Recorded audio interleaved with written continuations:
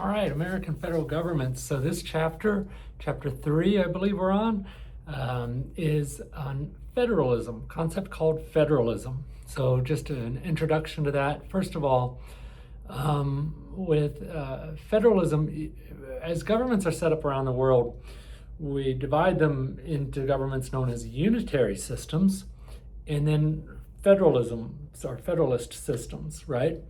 And it really has to do with geography.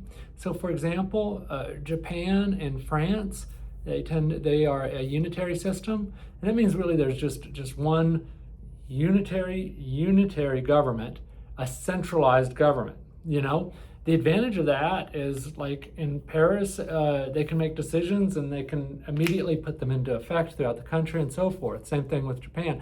A lot of that has to do with geography, that it's more conducive to have those type of governments, because the states, by state, I mean the country, is more compact, right?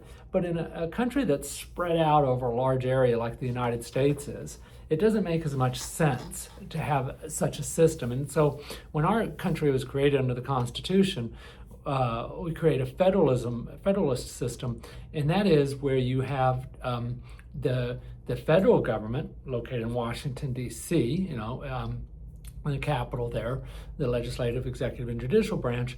But then you have the original first 13 state governments, and today, of course, there's 50 state governments. And they each have responsibilities.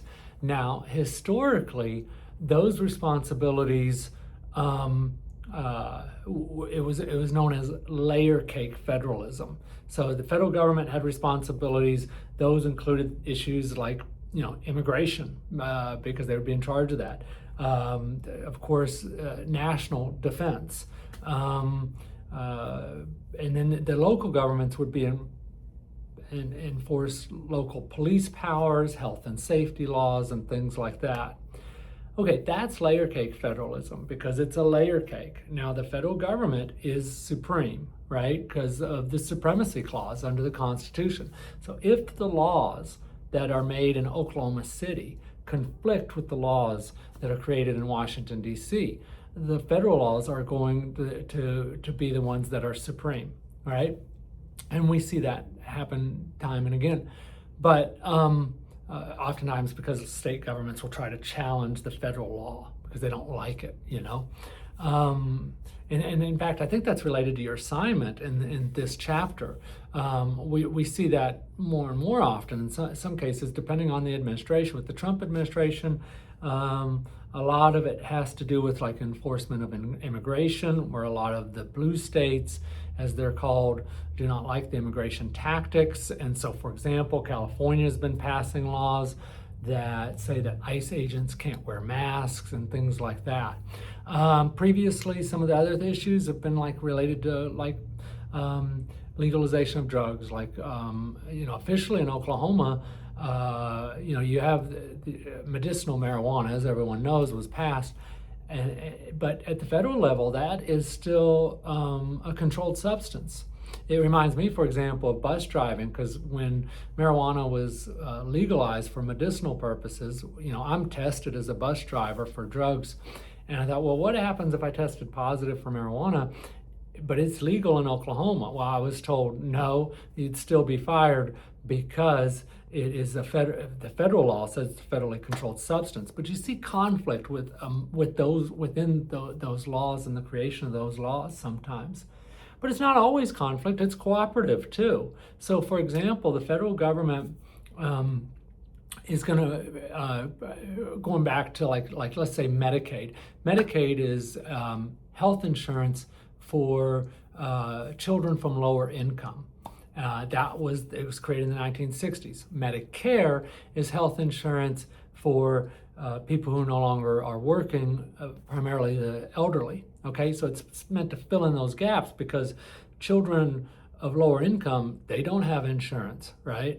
And then of course older people don't. The rest of the people, it's presumed they're working, they have insurance, but that's not true either. So then you have the Affordable Care Act. My point is that the federal government gives the states money, and they tell the states, okay, you're free to implement the program. how you want to under these guidelines. So in Oklahoma, Medicaid is called Sooner Care, right? And that's how they do it. And in that way, it's kind of, states serve as like a laboratory, an experiment on different programs and different policies. And sometimes those programs are actually adopted by the federal government. So for example, as you know, a lot of people don't have health insurance even though they're working. So Massachusetts had implemented a program to try to provide health insurance for people who are working whose employers do not provide it. Well, that model became the model for the Affordable Care Act, which has now been curtailed greatly under the Trump administration. But that's what we call layer cake federalism, because the federal and local governments are actually working cooperatively. So sometimes it's conflict, sometimes it's cooperation.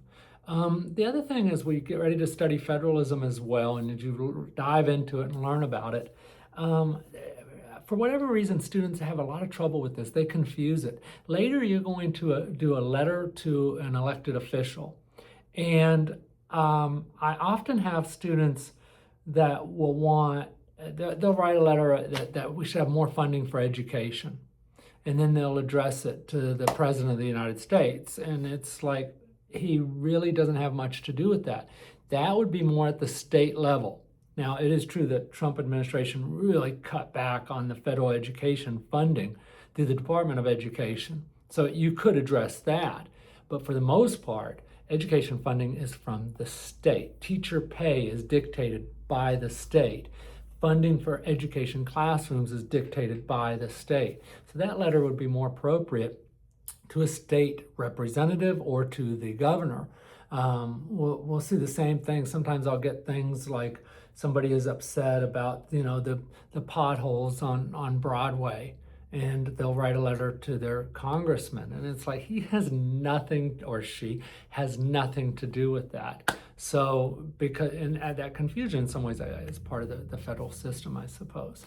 So all right, I hope you enjoy this chapter, and as always, email me if you have any questions. Thanks.